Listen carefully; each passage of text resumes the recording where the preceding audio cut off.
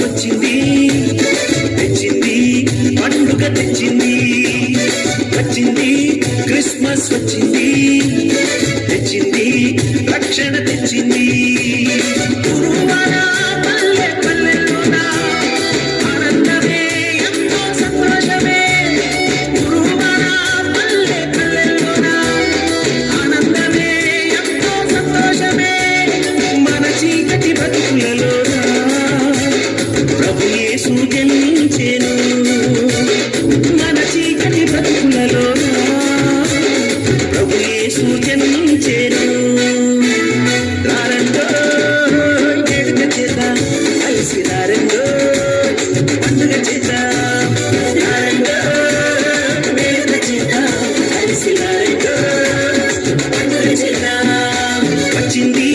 Christmas వచ్చింది తెచ్చింది పండుగ తెచ్చింది వచ్చింది క్రిస్మస్ వచ్చింది తెచ్చింది రక్షణ తెచ్చింది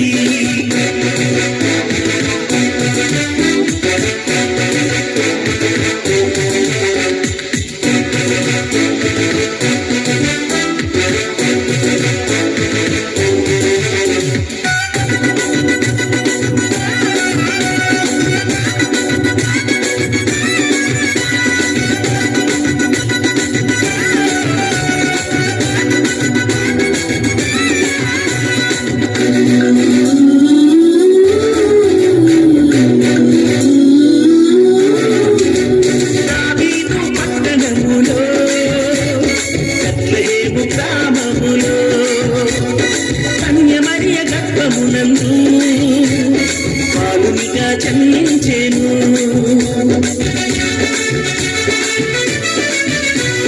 దావీదు పట్టణములో బెత్లెహేము గ్రామములో కన్య మరియ గర్భమునందు బాలునిగా జన్మించెను అంధకారమే తొలగిపోయెను చీకు చింతలే తీరిపోయెను అంధకారమే తొలగిపోయెను చింతలే తీరిపోయెను మన చీకటి బ్రతుకులలోన ప్రభు యేసు జన్మించెను మన చీకటి బ్రతుకులలోన ప్రభు యేసు జన్మించెను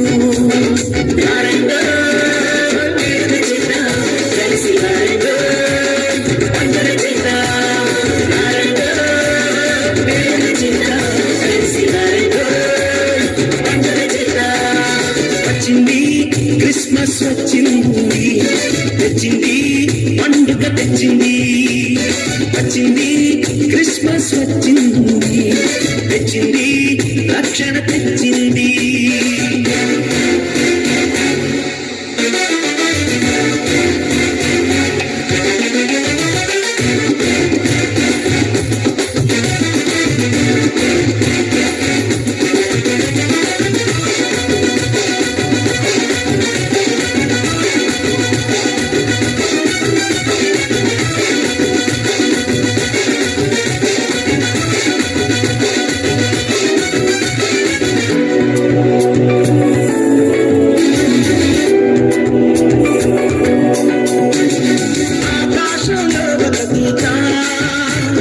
పలికింది శుభవార్త మన కొరకు రక్షకుడేసు దేవునిగా పుట్టాడని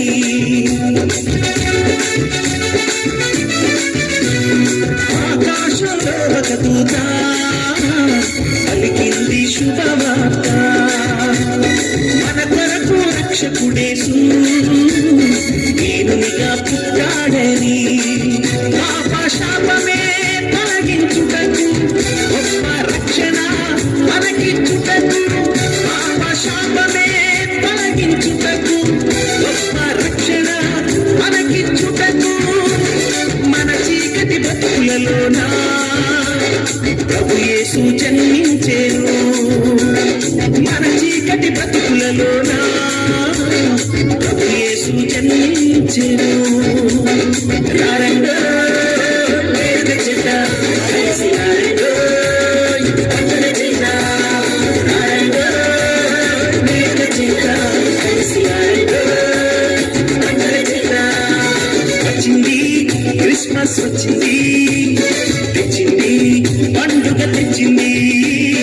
వచ్చింది క్రిస్మస్ వచ్చింది తెచ్చింది రక్షణ తెచ్చింది గురువార పల్లె పల్లెల్లోన ఆనందమే ఎంతో సంతోషమే గురువార పల్లె పల్లెల్లోన ఆనందమే ఎంతో సంతోషమే మన చీకటి భక్తులలోన ప్రభు యేసు జన్మించెను మన చీకటి భక్తులలోన ప్రభు యేసు జన్మించెను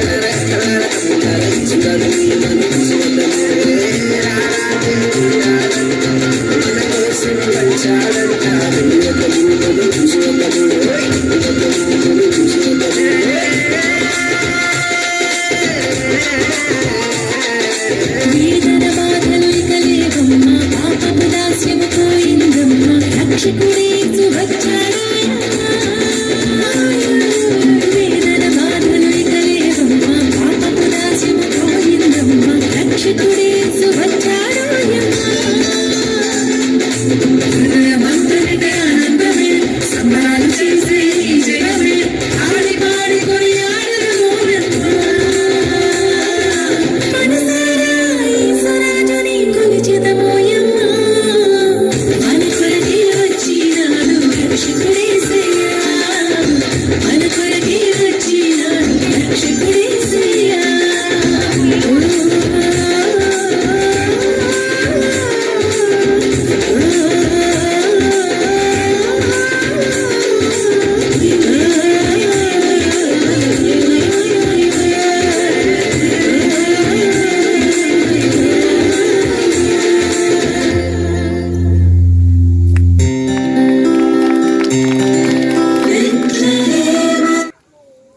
క్రీస్తులో దేవుని పరిశుద్ధ నామానికి మహిమ కలుగును గాక. ఈ స్థలమందున్న దైవ సేవకులకు ప్రత్యేకమైన వందనాలు. నాకు దైవజనులు మరి అవకాశం ఇచ్చారు, అందుని బట్టి దేవునికి మహిమ కలుగును గాక. హల్లెలూయా. కొద్దిసేపు దేవుని వాక్యాన్ని మనం ధ్యానం చేద్దామండి. నిజంగా ఒకప్పుడు నా పరిస్థితి దేవుణ్ణి ఎరగని స్థితిలో ఉండేదాన్ని. భయంకరమైన విగ్రహారాధన కుటుంబానికి చెందిన వ్యక్తిగా నేను ఉండేదాన్ని. కార్తీక మాసం అంటూ, వ్రతాలు అంటూ, పూజలు అంటూ ఎన్నో గుళ్ళు గోపురాలు తిరిగిన జీవితం నాది. అయితే యేసయ్య ఆశ్చర్యకరంగా నన్ను రక్షించుకున్నారు. తన సేవ చేయడానికి నన్ను పిలుచుకున్నారు. ఈ రోజున ఈ పరిచర్యలో ఈ రీతిగా నిలబెట్టారు.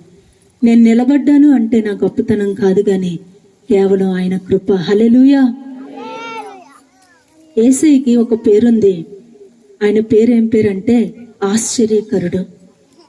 నిజంగా యేసు ప్రభువును వెంబడించిన వారి జీవితాల్లో ఆయన ఆశ్చర్య కార్యాలు తప్పక చేస్తారు. నా జీవితాన్ని ఆశ్చర్యంగా ప్రభు మార్చారు. ఎంతో సనాతన పురాతనమైన ఆచార సాంప్రదాయాలతో నిండిన బ్రతుకు నుంచి విడిపించి జీవము కలిగిన సత్యమైన మార్గంలో ప్రభు నన్ను తీసుకుని వచ్చారు.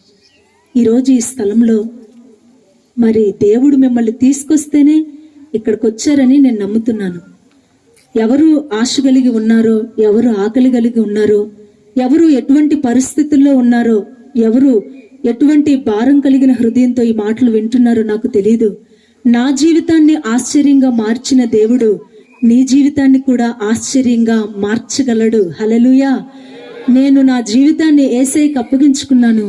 ఆయన ఆశ్చర్యంగా నా జీవితాన్ని మార్చాడు. ఈ రాత్రి ఒకవేళ కష్టంలో, బాధలో, దుఃఖంలో, ఇబ్బందులో నీవు ఉన్నావేమో, నీ జీవితాన్ని కూడా ప్రభువుకి అప్పగించుకో. ఆయన నీ జీవితాన్ని మారుస్తాడు. యేసయ్య బ్రతుకుల్ని మార్చేవాడు. ఈ రాత్రి ఒక వాక్య భాగాన్ని మనం ధ్యానం చేద్దామండి. చదవండి. లూకా సువార్త 2వ అధ్యాయం 8, 9, 10 వచనాల్లో చూసినట్లయితే నేను చదువుతాను, జాగ్రత్తగా వినండి. ఆ దేశంలో కొందరు గొర్రెల కాపర్లు పొలములో ఉండి రాత్రి వేళ తమ మందను కాచుకొని చుండగా ప్రభువు దూత వారి ఎద్దుకు వచ్చి నిలిచెను. ప్రభువు మహిమ వారి చుట్టూ ప్రకాశించినందున వారు మిక్కిలి భయపడిరి.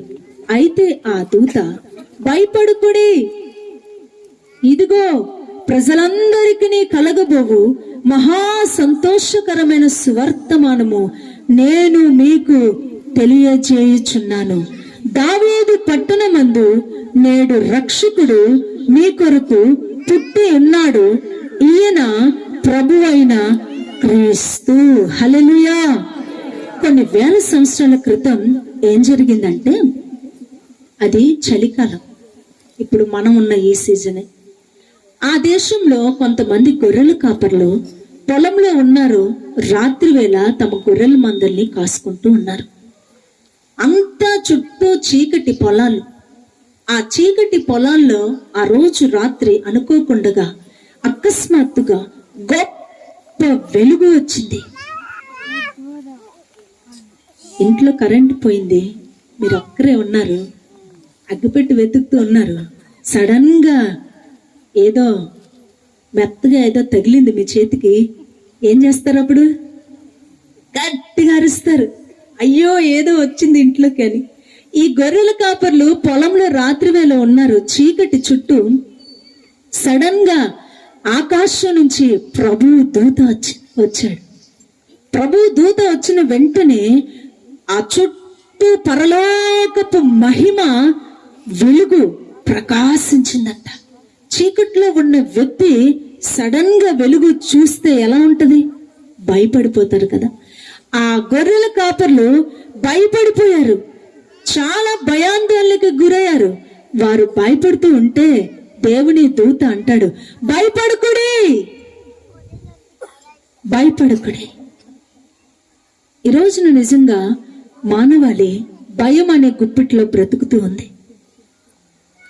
కొంతమందికి అప్పుల భయం, కొంతమందికి అనారోగ్య భయం, కొంతమందికి కుటుంబ సమస్యలనే భయం. రకరకాలైన భయాలు. ఈ భయాందోళనలో బ్రతుకుతున్న మానవాళికి దేవుని దూత సెలవిచ్చిన మాట ఏంటంటే, భయపడకుడి. ఈరోజు మీరు ఎంతమంది భయపడుతున్నారో నాకు తెలీదు. మీరు ఎలాంటి భయంలో ఉన్నారో నాకు తెలీదు. కొంతమంది అంటారు, అమ్మా మా ఆయన్ని చూస్తే నాకు చచ్చేంత భయం. ఎందుకు? తాగేసి వచ్చి ఎప్పుడు కొడతాడో తెలీదు. కొంతమంది తల్లిదండ్రులకి ఎదిగిన యవ్వన పిల్లల్ని చూస్తే భయం. వీళ్ళ భవిష్యత్తు ఏమైపోతుందా, వీరు ఎలాంటి మార్గంలో నడుస్తారా, ఒక భయం. ఇంకా ఇటీవల కాలంలో ఒక 2-3 సంవత్సరాలుగా ఇంకొక భయం వెంటాడుతుంది. ఏం భయం అది? కరోనా భయం. మొన్న ఒక తండ్రి గారు చెప్తున్నారు, వాళ్ళ అమ్మాయి వాళ్ళ అల్లుడు హైదరాబాద్ లో ఉంటారంట. ఈ తండ్రి గారు హైదరాబాద్కి వాళ్ళ చూడడానికి వెళ్తే, ఈయన అక్కడికి వెళ్ళడం వల్ల కొంచెం నీళ్లు మారేయేమో అని తగ్గుతుంటే వాళ్ళ అల్లుడు గారు అన్నారంట, మాయ గారు హాస్పిటల్కి వెళ్ళి కరోనా టెస్ట్ చేపిస్తాను రండి అని అంటే భయపడిపోయి తిరిగి ఇంటికి వచ్చాడంట. ఈ రోజులు ఇంక తగ్గితే కరోనా అనే భయం. చాలా రకాలైన భయాలు మానవాళి వెంటాడుతూ ఉంది. అయితే దేవుడు అంటున్నాడు, ఈ రాత్రి భయపడొద్దు. ఎందుకు భయపడొద్దు? ఎందుకు భయపడొద్దంటే, మన భయాలన్నిటిలో నుంచి విడిపించే రక్షకుడు మన కోసం పుట్టాడు. గట్టిగా చప్పట్లు కొడితే యేసయ్య నామాన్ని మహిమపరుద్దాం. హల్లెలూయా. మన భయాలన్నిటిలో నుంచి మనల్ని విడిపించే ఎవరొచ్చారండి? రక్షకుడు. నిజంగా యేసయ్య ఈ భూమి మీదకి ఎందుకు వచ్చాడు తెలుసా? మానవాళి భయం అనే గుప్పెట్లో మగ్గిపోతూ ఉంటే ఆ భయం నుంచి విడిపించడానికే యేసయ్య వచ్చాడు. అన్నిటికంటే భయంకరమైన భయం ఏదో తెలుసా? మరణ భయం. అవునా కాదా? నాకు చావంటే భయం లేదండి అనేవాళ్ళు ఎవరైనా ఉన్నారా? ఎవరు నాకు చావంటే భయం లేదు అని అనగలరు అంటే, యేసుని సొంత రక్షకుడిగా అంగీకరించి యేసయ్య రక్తంలో కడగబడిన వారు మాత్రమే నాకు చావంటే భయం లేదు, ఎప్పుడు చావొచ్చినా నేను సిద్ధమే అని అనగలరు. మరణం అంటే ప్రతి ఒక్కరికి భయం. అయితే యేసయ్య మరణ భయం నుంచి, మరణ బంధకాలలో నుంచి, మరణపు కట్లలో నుంచి విడిపించడానికి యేసయ్య సజీవుడుగా ఈ భూమి మీదకి వచ్చాడు. ఆ వార్తే ఈ క్రిస్మస్ పండుగ. ఎందుకు మీరు క్రిస్మస్ ని ఆనందంగా జరుపుకుంటారు? ఎందుకు మీరు సంతోషంగా జరుపుకుంటారు అంటే, యేసయ్య పరలోకాన్ని విడిచిపెట్టి ఈ భూమి మీదకి మానవ శరీరంగా వచ్చాడు. మరణపు దాసత్వంలో ఉన్న మానవాల్ని, మరణపు బంధకాల్లో ఉన్న మానవాల్ని, మరణం అనే దాస్యము కింద మ్రగ్గిపోతున్న మానవాల్ని విడిపించడానికే దేవుడు మానవుడుగా వచ్చాడు. కాబట్టి ఈ సంతోషకరమైన ఆనందం. మామూలుగా మన దేశ ప్రధానమంత్రి గారు ఉన్నారు. ఎవరు? నరేంద్ర మోడీ గారు. ప్రధానమంత్రి గారు సడన్ గా ఒక రోజు మీ ఇంటికి వచ్చారనుకోండి, అప్పుడు మీరు ఏమైపోతారు? కంగారు అయిపోతారు, చేతులు కాళ్ళు వణికిపోతాయి. అయ్యో సడన్ గా వచ్చారు ప్రధానమంత్రి గారు, మా ఇంట్లో ఒక కుర్చీ కూడా లేదు అని పరిగెత్తారు వాళ్ళ ఇంటికి వీళ్ళింటికి కుర్చీ తెచ్చి వేయడానికి. ఒక దేశాన్ని పరిపాలించే ప్రధానమంత్రి ఒక ఇంటికి వచ్చినప్పుడు, ఒక నిరుపేద ఇంటికి వచ్చినప్పుడు ఆ వ్యక్తి ఎంతో సంతోషిస్తాడు. అయితే భూమిని, ఆకాశాన్ని, పర్వతాల్ని, కొండల్ని, సముద్రాల్ని, సర్వ సృష్టిని కలగజేసిన సర్వోన్నతుడైన దేవుడు మహిమ స్వరూపాన్ని విడిచిపెట్టి మానవ రూపంగా ఈ భూమి మీదకి వచ్చాడు. అది ఎంత సంతోషం! సంతోషమా కాదా? యేసయ్య మన కోసం తన మహిమనంతా విడిచిపెట్టి వచ్చాడు. ఆ దూతలు అక్కడ ఆ గొర్రెలు కాపర్లకి చెప్తూ ఉన్నారు, భయపడకండి, ఇదిగో సంతోషకరమైన శుభవార్త. ఏంటో తెలుసా? రక్షకుడు మీకోసం పుట్టాడు. ఎవరి కోసం పుట్టాడు? మీకోసం. మామూలుగా ఒక ఇంట్లో ఒక శిశువు జన్మిస్తే వాళ్ళ ఇంటి వాళ్ళకే ఆనందం. కానీ యేసయ్య ఈ భూమి మీద జన్మించినందుకు ఎవరికి ఆనందం? సర్వలోకానికి సంతోషం. హల్లెలూయా. ఎందుకు సర్వలోకానికి సంతోషం అంటే, సర్వమానవాళి పాపాల నుంచి విడిపించడానికి యేసయ్య ఈ భూమి మీదకి వచ్చాడు. ఈరోజు మనకి దేవుడిచ్చిన మాట ఏంటంటే, భయపడకండి. చెప్పండి ఒక మాట. ఆ మాటను మీరు పలకండి గట్టిగా. భయంతో కాదు, సంతోషంతో చెప్పండి, భయపడకండి. మొన్న ఒక తల్లి చెప్తుంది, అమ్మా మా అమ్మాయిని హాస్టల్లో జాయిన్ చేసామమ్మా, ఆ అమ్మాయిని హాస్టల్లో జాయిన్ చేసాం కానీ ఏమవుతుందో, ఎలా ఉంటుందో హాస్టల్లో, మాకు మంచి పేరు తీసుకొస్తుందో లేదో, శ్రద్ధగా చదువుకుంటుందో లేదో, ఆ అమ్మాయి హాస్టల్ నుంచి చదువు ముగించుకుని ఇంటికి వచ్చేంత వరకు కూడా మాకు భయమే. నిజమేనండి, మనము భయముతో నిండిన లోకంలో బ్రతుకుచున్నాం. అయితే వాక్యం అంటుంది భయపడకండి. ఒక రోజున ఏం జరిగింది అంటే, కొన్ని వేల సంవత్సరాల క్రితం యేసు ప్రభుకి 12 మంది శిష్యులు ఉన్నారు. ఆ శిష్యులు వీళ్ళంతా కలిసి ఒక ప్రాంతంలో ఉన్నారు. ఇలాగే ఒక సభ జరిగింది. చాలా మంది ప్రజలు వచ్చారు. యేసు ప్రభు తన దగ్గరకు వచ్చిన వారిని అందరినీ, రోగాలతో బాధపడుతున్న వారిని స్వస్థపరుస్తూ ఉన్నాడు. దురాత్మ శక్తులతో పీడించబడుతున్న వారిని ప్రభు విడిపిస్తూ ఉన్నాడు. ప్రభు తన కార్యాలు చేస్తూ ఉన్నాడు. జన సమూహం అంతా అక్కడ ఉంది.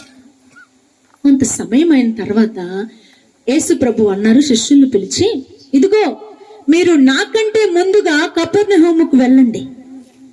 ఆ సముద్రం దాటి మీరు అవతల ఉన్న ఊరికి నాకంటే ముందు మీరు వెళ్ళండి, మీ వెనక నేను వస్తానులే అని చెప్పి యేసు ప్రభు శిష్యుల్ని పిలిచి గబగబా దోణిలో ఎక్కించి నాకంటే ముందు మీరు వెళ్ళండి అని శిష్యుల్ని పంపిస్తాడు. యేసు ప్రభు వాళ్ళతో వెళ్ళకుండా ఆయన ఇక్కడే ఆగిపోతాడు. మీరు వెళ్ళండి అని పంపిస్తాడు. ఈ మాటలు ఎక్కడున్నాయంటే మత్తయి సువార్త 14వ అధ్యాయం 25, 26, 27 వచనాల్లో మీరు తర్వాత చూసుకోండి. అక్కడ రాయబడి ఉంది, యేసు ప్రభు శిష్యుల్ని పంపించేసి యేసయ్య ఒక్కడే ఏకాంతంగా కొండ మీదకి వెళ్తాడంట. యేసయ్యకున్న అలవాటు ఏంటంటే ఏకాంతంగా కొండ మీదకి వెళ్ళి ప్రార్థన చేసే అలవాటు. ఇంకా సాయంకాలం శిష్యులందరినీ పంపించాడు. శిష్యులందరూ పడవలో వెళ్తూ ఉన్నారు. సాయంకాలం 4 గంటల వేళ. కొంచెం దూరం వెళ్ళిన వెంటనే సడన్ గా ఏం జరిగిందంటే, అకస్మాత్తుగా ఆ సాయంకాలం 4 గంటలకు వెలుగుంటదా చీకటి ఉంటదా? వెలుగుంటది, ఇంకా చీకటి అప్పుడే రాదు. కానీ శిష్యులు కొంత దూరం వెళ్ళిన వెంటనే భయంకరమైన చీకటి వస్తుంది. అదేంటి 4 గంటలప్పుడు చీకటి అయిపోయింది అని ఆలోచించుకుంటూ ఉండగానే పెద్ద గాలి వస్తుంది. ఆ గాలి వచ్చిన వెంటనే పెద్ద తుఫాను వస్తుంది. ఎక్కడొచ్చింది గాలి తుఫాను?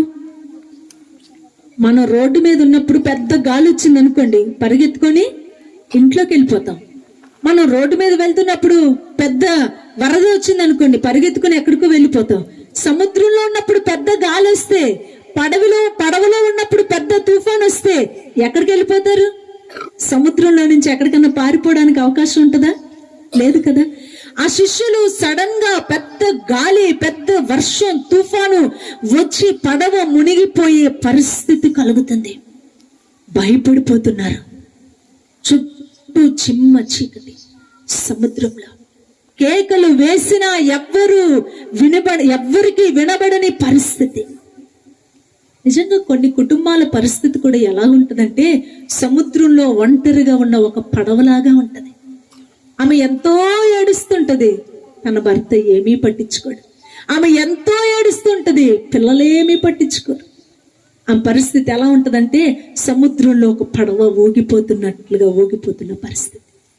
నిజంగా ఆ సమయంలో శిష్యులు అరుస్తున్నారు, కేకలు వేస్తున్నారు. ఏంటి పరిస్థితి? ఇంత చిమ్మ చీకటి అయిపోయింది, ఇప్పుడు మేము ప్రాణాలతో బయట పడగలమా లేదా? ఒక భయం వారిలో ఉంది. అయితే సడన్ గా ఏం జరిగిందో తెలుసండి. వాళ్ళంత దూరంలో తెల్లటి వస్త్రాలు వేసుకుని ఆ చీకట్లో ఒక వ్యక్తి అలా నడుచుకుంటూ వస్తున్నారంట. అలా నడుచుకుంటూ వస్తుంటే శిష్యులు ఏమైపోయారో తెలుసా? అయ్యో బాబోయ్, ముందే చీకటి ఉంది, ముందే గాలి వేస్తుంది, తుఫాను వస్తుంది, అంతలోనే అల్లంత దూరంలో ఏం కనిపించింది మాకు? భూతం. మీకు బాగా తెలుసు, భూతాలు, దయ్యాలు, వాటికి చాలా భయపడుతూ ఉంటారు. ఆ భూతం వచ్చేస్తుంది, అయ్యో నన్ను ఇంకా భయపడి గట్టిగా అరుస్తున్నారు. అప్పుడు ఏం జరిగిందో తెలుసా? ఆ మత్తయి సువార్త 14వ అధ్యాయం 27వ వచనంలో చూస్తే అప్పుడు ప్రభు అక్కడి నుంచి అంటాడు, ఏమని అంటాడండి? ధైర్యము తెచ్చుకొనుడి, నేనే, భయపడకుడి. హల్లెలూయా. ఆ ముందు వచనాల్లో చూస్తే యేసయ్య నీళ్ల మీద నడుచుకుంటూ వచ్చాడంట వాళ్ళ దగ్గరికి. యేసయ్య ఎలా వచ్చాడండి? నడుచుకుంటూ. అంటే మనం ఆరాధిస్తున్న దేవుడు ఎవరు? నడిచే దేవుడు. మీరు ఆరాధిస్తున్న దేవుడు ఎవరు? నడుస్తాడా? మీరే అతన్ని నడిపించాలా? నేను ప్రకటిస్తున్న యేసు ఎవరు అంటే, మనం అతన్ని నడిపించిన అవసరం లేదు. మనం కష్టంలో ఉంటే మన దగ్గరికి ఆయనే నడుచుకుని వస్తాడు. హల్లెలూయా. నడిచే దేవుడు మన ప్రభు. గట్టిగా చప్పట్లు కొట్టి ప్రభు నామాన్ని మహింపరుతాడు. యేసయ్య ఎవరండి? నడిచి వచ్చే దేవుడు. ఒకవేళ కష్టంలో, ఒంటరితనంలో, ఎవరూ సహాయం చేయని పరిస్థితుల్లో, కృంగిపోయిన అనుభవంలో నీ ఉంటే నీ దగ్గరికి యేసు నడుచుకొని వస్తాడు. ఎందుకు? నేనున్నాను, భయపడొద్దు, ధైర్యంగా ఉండు అని చెప్పడానికి యేసయ్య నీ దగ్గరికి నడుచుకుని వస్తాడు. ఆ ఒంటరితనంలో శిష్యులు ఆ సముద్రంలో కంగారు పడిపోతూ, భయపడిపోతూ, కలవరపడిపోతూ, అయ్యో ఇంక మేము మరణం అయిపోతామేమో అనే భయంలో కలవరపడుతూ ఉన్నప్పుడు యేసయ్య వారి దగ్గరకు నడుచుకుంటూ వచ్చి అంటాడు, ధైర్యం తెచ్చుకోండి, నేనే, భయపడకండి. మన యేసయ్య సమస్యల్లో ధైర్యం ఇచ్చే దేవుడు. నేను ఒక సహోదరి సాక్ష్యం విన్నాను. యవ్వన కాలంలో ఆ అమ్మాయికి వివాహం జరిగింది. ఒక మంచి సాంప్రదాయమైన కుటుంబానికి చెందిన అమ్మాయి. విజయవాడ దగ్గరలో ఉంటది వాళ్ళ ఊరు. ఆ ఊర్లో జరిగిన సంఘటన. ఆ సహోదరి యవ్వన కాలంలో ఉన్నప్పుడు తన తల్లిదండ్రులు ఒక చక్కటి అబ్బాయిని చూసి వివాహం చేశారు. పెళ్ళైన సంవత్సరం తర్వాత ఆ అమ్మాయికి ఒక కుమారుడు పుట్టాడు. కుమారుడు పుట్టిన 1 సంవత్సరానికి ఏం జరిగిందంటే, తన భర్తకి భయంకరమైన యాక్సిడెంట్ జరిగింది. యాక్సిడెంట్ జరిగినప్పుడు తన భర్త చాలా భయంకరమైన పరిస్థితిలోకి వెళ్ళిపోయాడు. ఆ తలకి చాలా దెబ్బ తగిలింది. హాస్పిటల్లో వైద్యం చేయించాలి. ఇంకా ఆ అమ్మాయి, వాళ్ళ అత్తగారు, వాళ్ళ మామగారు ఉన్నారు. ఇంకా ఆ అమ్మాయి ఏం చేసిందంటే, వాళ్ళని వీళ్ళని అడిగి కొంత డబ్బు తీసుకొచ్చి అతనికి వైద్యం చేయించి మొత్తానికి చాలా కష్టం పడింది. అయితే వైద్యం అయితే చేశారు కానీ తన భర్త దక్కలేదు, చనిపోయాడు. పెళ్ళైన 2 సంవత్సరాలకి, 1 సంవత్సరం కుమారుడు ఉన్నాడు, 2 సంవత్సరాలకి భర్త చనిపోయాడు. భర్త చనిపోయిన తర్వాత వాళ్ళ అత్తగారు, వాళ్ళ మామగారు ఏం చేశారంటే, కొన్నాళ్ళు బాగానే చూశారు. కొన్నాళ్ళ తర్వాత అన్నారు, వాళ్ళు అప్పు చేసి డబ్బులు తీసుకొచ్చి వైద్యం చేయించారు కదా, ఆ అప్పుల వాళ్ళు వీళ్ళ మీద పడుతున్నప్పుడు వాళ్ళ అత్త మామ ఏమన్నారంటే, మాకేమీ సంబంధం లేదండి, ఆమె భర్త కోసమే కదా అప్పు చేశారు, ఆవిడనే అడగండి అని అన్నారు. ఆ అమ్మాయిని వాళ్ళు అడగడం మొదలు పెట్టారు. ఆ అమ్మాయి తల్లిదండ్రులకు అడిగితే ఆ తల్లిదండ్రులు కూడా కొంచెం లేని పరిస్థితి. వాళ్ళు అన్నారు, అమ్మా నీ కష్టం నువ్వే పడు, మా దగ్గరికి రావద్దు అన్నారు. అటు తల్లిదండ్రుల దగ్గరికి వెళ్ళలేని పరిస్థితి, ఇటు అత్త మామల దగ్గర ఉండలేని పరిస్థితి. రోజు అప్పులు వాళ్ళు వచ్చి భయంకరమైన మాటలు మాట్లాడుతూ ఉంటే వాళ్ళకి ఏమీ సమాధానం చెప్పలేని పరిస్థితి ఆ అమ్మాయిది. ఇంకా ఆ అమ్మాయి ఏమనుకునిందంటే, నేను చచ్చిపోదామని అనుకుంది. అలాంటి సమయంలో ఇదిగో మనలాంటి ఒక తల్లి వెళ్ళి, అమ్మా నువ్వు చనిపోదామనే ఆలోచన చెయ్యొద్దు, ఎంత కష్టంలో నుంచైనా యేసు ప్రభు నిన్ను విడిపిస్తాడు. ఒక్కసారి యేసు ప్రభువా, ఈ కష్టాల్లో నుంచి నన్ను బయటకు తీసుకురావా, నేను నా కుమారుడు చక్కగా ఉండగలిగేటట్లుగా మాకు సహాయం చెయ్యవా అని ఒక చిన్న ప్రార్థన నువ్వు చెయ్యమ్మా, యేసయ్య నీకు సహాయం చేస్తాడు అని ఒక సహోదరి ఆ అమ్మాయి దగ్గరకు వచ్చి సువార్త చెప్పింది. చాలా కష్టంలో ఉంది కదా ఆ అమ్మాయి, వినిపించుకోలేదు, మనసును పెట్టుకోలేదు. వీళ్ళు ఇలాగే చెప్తారు క్రైస్తవులు అని పక్కకి తోసేసింది. ఇంకా ఆ అమ్మాయి చచ్చిపోదాం అనే ఆలోచన తనకి రోజు రోజుకి ఎక్కువైపోయింది. ఒక రోజు ఏమనుకునిందంటే, తన కుమారుడిని పక్కకు పడుకోబెట్టి పక్కన వదిలేసి నేను చనిపోదాం. ఎలా చనిపోదాం? ఆ కరెంటు మీటర్ దగ్గరికి వెళ్ళి ఆ వైర్లు తీసేసి వాటిని చేత్తో పట్టుకుందాం, కరెంటు షాక్ కొట్టి చచ్చిపోతాను, నేను ఒక్క దెబ్బకి నేను చనిపోతాను, ఆ తర్వాత ఏమైపోతే ఏం నా పరిస్థితి, నా కుమారుడు పరిస్థితి ఏమైపోయినా ఇంకా నాకేమనని, నేను ఈ బాధ తట్టుకోలేనని చెప్పి ఆ కరెంటు మీటర్ దగ్గరికి వెళ్ళి ఆ వైరు తీసి పట్టుకోబోతూ, మరణం అంటే ఎవరికైనా కొంచెం భయం ఉంటుందా? కొంచెం భయం తనకు వచ్చింది. ఒకవైపు తన కుమారుడు, ఒక్కగానొక్క కుమారుడు, సంవత్సరం బాబు, అయ్యో నేను చనిపోతే ఆ బాబు పరిస్థితి ఏంటి అనే ఒక బాధ తన మనసులో తొలుస్తుంది. అయినా కూడా చచ్చిపోదామనే ఆలోచన. ఆఖరికి ఏం చేసిందంటే ఆ వైర్లు ఉప్పుతూ పట్టుకోబోతూ అనుకునిందంట ఒక మాట, యేసు ప్రభువా, ఆవిడెవరో చెప్పారు, నిజంగా నువ్వు నిజమైన దేవుడు అయితే నన్ను విడిపిస్తావా? నువ్వు నిజమైన దేవుడు అయితే నా జీవితాన్ని కడతావా?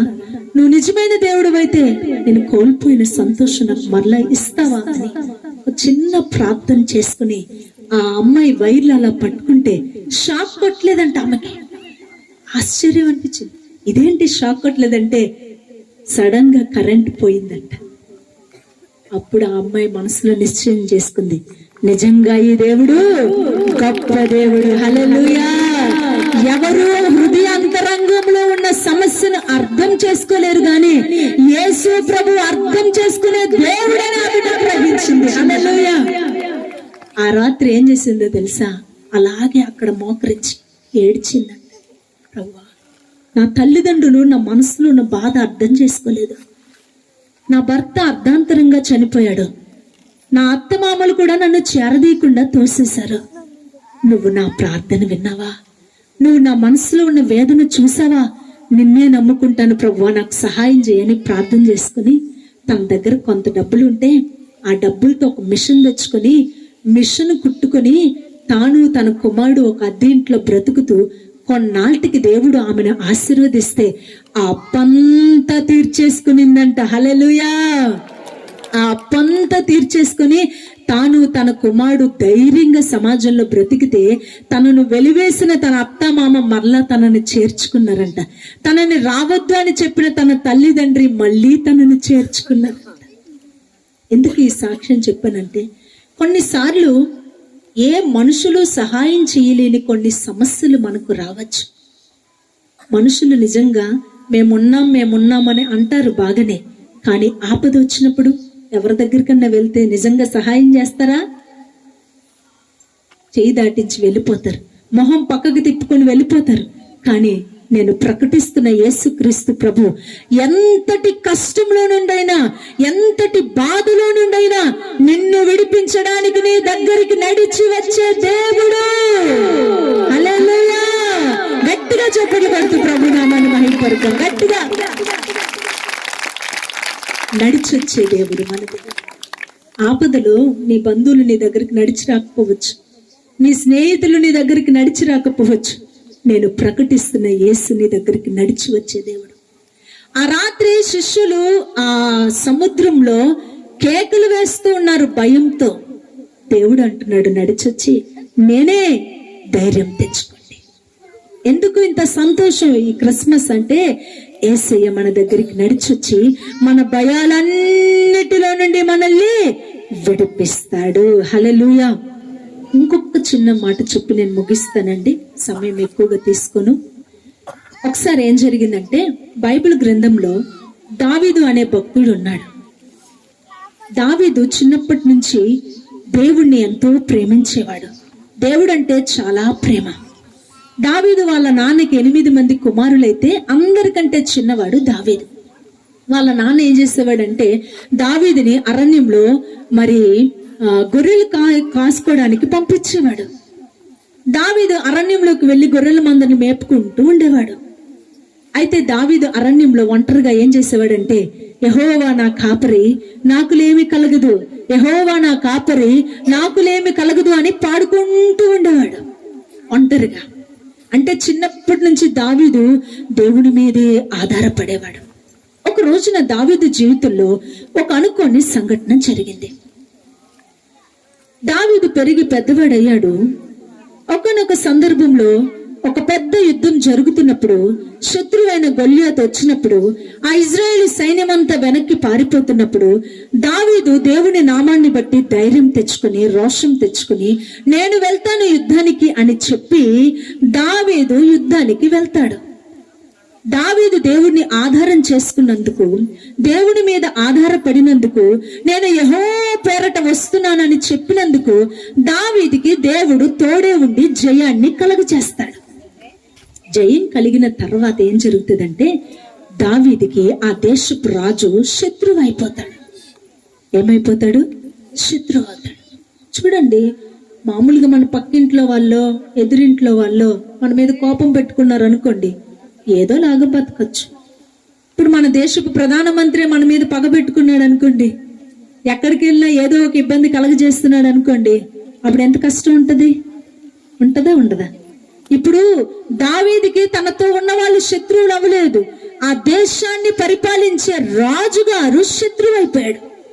దేశాన్ని పరిపాలించే రాజే శత్రువు అయితే దావీదు ఆ రాజ్యంలో ఎలా బ్రతకగలడు? ఎక్కడికి వెళ్ళాలో అర్థం కాదు. ఎక్కడ పారిపోదామన్నా వెనక తరుముకుంటూ వస్తున్నాడు సౌలు రాజు. దావీదు తప్పించుకుని వెళ్ళిపోవడానికి పారిపోతూ ఉన్నాడు. దావీదుకి ఏం చెయ్యాలో అర్థం కాదు. సౌలు నన్ను చంపుతాడు అనే భయం, మరణ భయం దావీదు గుండెల్లో ఉంది. ఆ మరణ భయంతో పరిగెత్తుతూ ఉన్నాడు. ఒక యాజకుడు, సేవకుడు ఉంటే అతని దగ్గరకు వచ్చి అడిగాడు, అయ్యా నాకు ఒక కత్తి ఉంటే ఇవ్వయ్యా, నా దగ్గర ఏ ఆయుధం లేదు, కత్తున్నా కొంచెం ధైర్యంగా ఉంటది అని అడిగాడు. యాజకుడు కత్తి ఇచ్చాడు, కానీ కత్తి వల్ల దావీదుకి ధైర్యము రాలేదు. దావీదు వెళ్తూ ఉంటే ఏం జరిగిందంటే శత్రురాజు, పక్క దేశపు రాజు యొక్క సైనికుల చేతుల్లోకి చిక్కుకుపోతాడు దావీదు. ఈ రాజు చేతి నుంచి తప్పించుకోవాలనుకుంటే పక్క దేశపు రాజు చేతిలో పడతాడు. మామూలుగా దారిలో వెళ్తున్నారు, పిచ్చుకుక్క ఎదురైంది. అయ్యో పిచ్చుకుక్క నుంచి దూరం వెళ్దామని పక్కకు తప్పించుకుంటే వెంటనే సైకిల్ వచ్చి గుద్దింది అనుకో, ఏమవుతుంది? ఇది తప్పించుకోపోయి అందులో పడ్డాను అనుకుంటారు కదా. అలాగే దావీదు సౌలును తప్పించుకోవడానికి పరిగెత్తితే మరి ఇంకొక శత్రురాజు చేతుల్లో పడిపోతాడు. ఇంకా దావీదు పరిస్థితి ఏమైపోతుందంటే, ఆ సమూయేలు మొదటి గ్రంథం 21వ అధ్యాయంలో ఈ విషయాలు ఉంటే మీరు చూసినట్లయితే అక్కడ దావీదు మిక్కిలి భయపడతాడు ఆకీషు రాజుకి. భయపడిపోయి ఏం చేయాలో అర్థం కాక కంగారు పడిపోయి, ఇప్పుడు ఏంటి నా పరిస్థితి అని దావీదు ఏం చేస్తాడు తెలుసా? అయ్యో నేను కత్తిని నమ్ముకున్నాను, ఈ విల్లుని నమ్ముకున్నాను, అందుకే నాకు ఇలాంటి పరిస్థితి వచ్చిందా అని చెప్పి తన ముఖం మీద తాను ఉమ్మి వేసుకుంటాడు. ఫూ అని తన మీద తను ఉమ్మి వేసుకుని ఆ రాజుగారి దగ్గర పిచ్చివాడిలాగా ప్రవర్తిస్తాడు ఆ భయానికి. ఇంకా రాజు ఏం చేస్తాడంటే, ఈ పిచ్చివాడిని నా దగ్గరికి ఎందుకు తీసుకొచ్చారు, ఇతన్ని బయటికి పంపించేసేయండి అని అంటాడు. దావీదుని బయటికి పంపించేస్తాడు. దావీదు అక్కడి నుంచి ఎక్కడికి వస్తాడంటే సమూయేలు మొదటి గ్రంథం 22వ అధ్యాయంలో చూసినట్లయితే దావీదు ఆ భయం నుంచి తప్పించుకుని అదుల్లాము అనే గుహ దగ్గరికి వస్తాడు. ఏ గుహ? అదుల్లాము. చెప్పండి. అయ్యో మాకు తెలియదు అంటదా? అదుల్లాము. అదుల్లాము అంటే అర్థం ఏంటంటే దొడ్డి అని అర్థం, ఒక కంచె ఉన్న స్థలము అని అర్థం. ఆత్మ సంబంధమైన భాషలో అదుల్లాము అంటే సంఘము అని అర్థం, దేవుని సన్నిధి ఉన్న స్థలము అని అర్థం. దావీదు భయాందోళనలో ఉన్నాడు. పరిగెత్తి ఎక్కడికి వచ్చాడు తెలుసా? సంఘములోనికి వచ్చాడు, ఆ అదుల్లాములోనికి వచ్చాడు. అదుల్లాము గుహ దగ్గరికి వచ్చినప్పటికి ఏమైందో తెలుసా? ఒంటరిగా ఉన్న దావీదు దగ్గరికి అనేక మంది ప్రజలు రావడం మొదలు పెట్టారు. హల్లెలూయా. నీవు ఒంటరిగా ఉంటే భయంలో ఉంటావు, నీవు ఒంటరిగా ఉంటే కృంగిన పరిస్థితుల్లో ఉంటావు. నీవు ఒంటరి తనంలో నుంచి ఎక్కడికి రావాలో తెలుసా? సంఘం అనే సహవాసంలోనికి రావాలి. అదుల్లాము గుహలోనికి నువ్వు రావాలి. దేవుని సన్నిధి ఉండే పొలముగా పిలువబడే దేవుని సంఘంలోనికి నువ్వు రావాలి. సంఘంలోనికి నీ వచ్చినప్పుడు ఏమవుతుంది తెలుసా? నీ బాధ కోసం, నీ భయం కోసం, నీ ఇబ్బంది కోసం నీతో పాటు ప్రార్థించే ఒకరు నీకు తోడవుతారు. ఆ సంఘము సహవాసంలో ఎవరుంటారో వాళ్ళు ధైర్యంగా ఉండగలుగుతారు. ఆ శిష్యులు ఆ సముద్రంలో కేకలు వేసినప్పుడు యేసయ్యే డైరెక్ట్ గా వచ్చి వారి దగ్గరికి నడిచొచ్చి వాళ్ళని ధైర్యపరిచారు. ఈ దావీదు ఈ భయాందోళన పరిస్థితుల్లో అదుల్లాము గుహ దగ్గరికి వచ్చినప్పుడు దావీదు దగ్గరికి దేవుడు కొంతమందిని పంపిస్తాడంట. వాళ్ళంతా సైన్యం, ఇంచుమించుగా 300 మంది సైన్యం వస్తారు దావీదు దగ్గరికి. వారందరితో దావీదు ఆ ధైర్యంగా తన ప్రయాణాన్ని ముందుకి కొనసాగిస్తాడు. ఈ రాత్రికాల సమయంలో నేను ఒకే మాట చెప్తూ ఉన్నాను. దూతలు ఆ గొర్రెల కాపర్ల దగ్గరికి వచ్చి, పరలోకం నుంచి దూత వచ్చి ఆ గొర్రెల కాపర్లతో చెప్పిన ఒక మాట ఏంటంటే, భయపడకండి. ఈ రాత్రి దేవుడు అదే మాట మనకు చెప్తున్నాడు.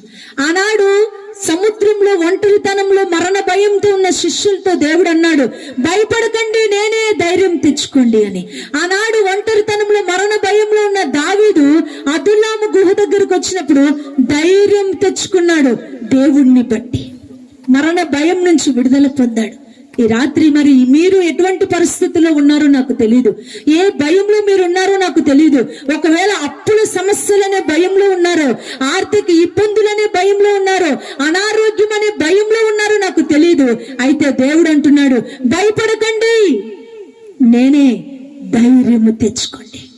మీరున్న భయంలో మీరు యేసయ్య వైపు చూడగలిగితే ఆయన మీకు ధైర్యాన్ని ఇస్తాడు. మీరున్న భయంకరమైన భయాందోళనకరమైన పరిస్థితుల్లో యేసు ప్రభువా నాకు సహాయము చెయ్యి అని నీవు పిలవగలిగితే ఆయన నిన్ను ధైర్యపరుస్తాడు. మరి రాత్రి మనసారా యేసయ్యా నాకు సహాయం చెయ్యి అని నీవు పిలవగలవా? నీ భయాందోళనకరమైన పరిస్థితుల్లో దేవా నాకు సహాయం చెయ్యని నీవు దేవుణ్ణి పిలిస్తే ఆయన నీకు సహాయం చేస్తాడు. మన భయాలన్నిటిలో నుండి విడిపించడానికే యేసు ఈ భూమి మీదకి వచ్చాడు. యేసయ్య శరీరధారిగా ఈ భూమి మీద 33.5 సంవత్సరాలు బ్రతికి తన యవ్వన రక్తాన్ని మన కోసం కార్చి, తన యవ్వన రక్తాన్ని మన కోసం దారపోసి సిలువలో తన ప్రాణాన్ని ఇచ్చి 3వ దినమున ఆయన సజీవుడుగా లేచాడు. మనం ఆరాధిస్తున్న దేవుడు సజీవుడైన దేవుడు. ఈ భూమి మీద ఎంతో మంది దేవతలు, దేవుళ్ళు అని పిలువబడిన వాళ్ళు కోట్ల మంది ఉన్నారు. కానీ నేను ప్రకటిస్తున్న యేసు సజీవుడు. ఆయన ఇంకనూ జీవించుచూ ఉన్నవాడు. మన జీవితాల్లో ఆశ్చర్య కార్యాలు చేయవాడు ఆయనే. ఆయన ఈ రాత్రి అంటున్నాడు, భయపడకండి. కాబట్టి యేసయ్య మాటను బట్టి మనం ఏం తెచ్చుకుందాం? ధైర్యం తెచ్చుకుని యేసు వైపు చూద్దాం. దేవుడు ఈ మాటలు దీవించును గాక. అందరూ తల్లు వంచండి, కన్ను మూయండి, ప్రార్థన చేసుకుందాం.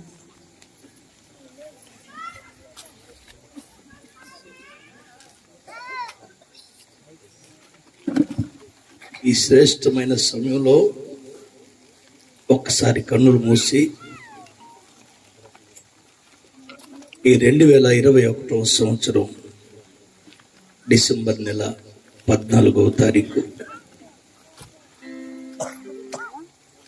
దైవజనుల ద్వారా దేవుడు ఒక మాట అంటున్నాడు, భయపడకండి.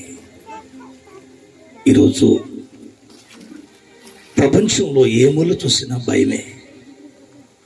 కొందరికి రోగ భయం అయితే, కొందరికి ఆర్థిక భయం అయితే, కొందరికి సమస్యల అలయాల భయం. నా ప్రియ సహోదరి సహోదరులరా, నువ్వు ఈ వెలుగులో కూర్చున్నా లేక ఏ చీకటిలో నుండి ఈ మాటలు వింటున్నా, ఒక్కసారి ఆలోచించండి. యేసు ఈ భూమి మీదకి మతాన్ని స్థాపించడానికి రాలేదు, భయాన్ని తొలగించడానికి వచ్చాడు. యేసు మరణ భయాన్ని తొలగించడానికి వచ్చాడు. కొన్ని వేల సంవత్సరాల క్రితం ఒక తోటలో ఆకాశముందున్న దేవుడు ఒకరిని పిలుస్తున్నాడు, ఆదమా, ఆదమా, నువ్వెక్కడున్నావు? ప్రతిరోజు దేవుడు పిలిచినప్పుడల్లా ఆ చల్లపూట దేవుని చెంతకు వచ్చిన ఆదాము ఆ రోజు రాలేదు. ఎందుకు రాలేదో తెలుసా? ఆదాము అంటాడు, ప్రభువా, ఓ ప్రభువా, నీవు నన్ను పిలుస్తున్నప్పుడు నేను భయపడ్డానయ్యా,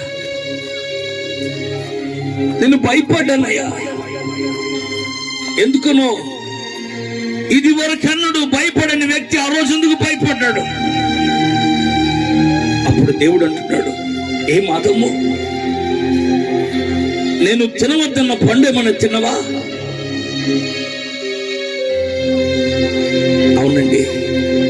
ఆదాము అంటాడు, అయ్యా, నీవు నాకు సహాయంగా ఇచ్చిన ఈ స్త్రీయే నాకు ఇచ్చింది.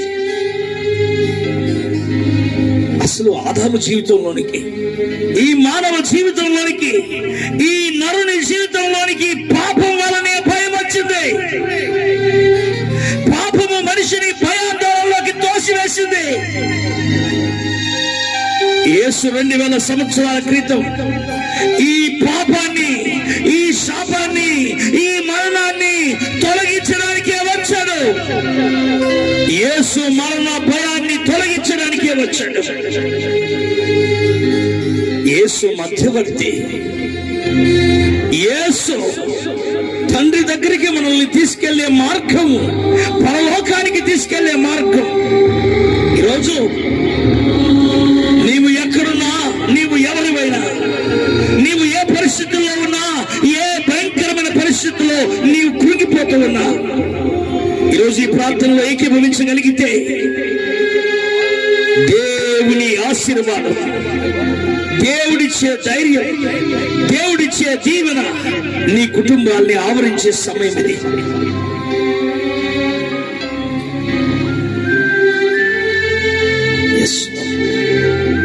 ప్రార్థన చేసుకున్నాం. పరలోకమందున్న మా తండ్రి, మహామహిమలో నివసించుచు అమరత్వం ముందు వసించుచున్న దేవ, నీవు మా కోసం నిన్ను నీవే తగ్గించుకొని రిక్తునిగా మాడి ఈ మట్టి దేహాన్ని ధరించి మట్టి మనుషులమైన మా జీవితాలని మహిమ కోసం సిద్ధపరచడానికి వచ్చావు తండ్రి. ఎగసి పడుతున్న కెరటాల మధ్యన ఏమైపోతామో తెలియదని భయంకరమైన పరిస్థితుల్లో ఉన్న శిష్యులతో భయపడకండి అని చెప్పిన దేవా, ఈ లోకమనే సముద్రంలో ఎప్పుడు ఏ కష్టాలు, ఏ నష్టాలు, ఏ వ్యాధులు, ఏ బాధలు కృంగదీస్తున్నాయో తెలియని భయంకరమైన పరిస్థితుల మధ్యన ఈ రోజు కూడా నీ మాట మేము వింటున్నాము తండ్రి. భయపడకని చెప్పినందుకు స్తోత్రం యేసు ప్రభువా, స్తోత్రము తండ్రి. దావీదు తాను పట్టుకున్న కత్తుల ద్వారా, తనకున్న కండబలం ద్వారా తాను బలం పొందుకోలేదేసయ్యా. నీ దగ్గరికి వచ్చి, అబ్దుల్లాం గుహ దగ్గరికి వచ్చి బలము పొందుకున్నాడు యేసయ్యా. నీ రెక్కల కింద మాకు బలం ఉంది యేసు ప్రభువా. ఈరోజు నీ బిడ్డలందరి జీవితంలో ఒక దీవెన దయచేయండి, ఒక ధైర్యము దయచేయండి, ఒక నెమ్మది దయచేయండి, కృప దయచేయండి, క్షేమాన్ని దయచేయండి, ఆశీర్వాదాలు దయచేయండి. ఇందిరా నగరంలో ఉన్న ప్రతి కుటుంబము దేవా నీ ద్వారా ఆశీర్వదింపబడుదురు గాక, కృప పొందుదురు గాక. కృప చూపించండి. ఈ మొదటి రాత్రి మీరు అద్భుతంగా మాతో మాట్లాడారు.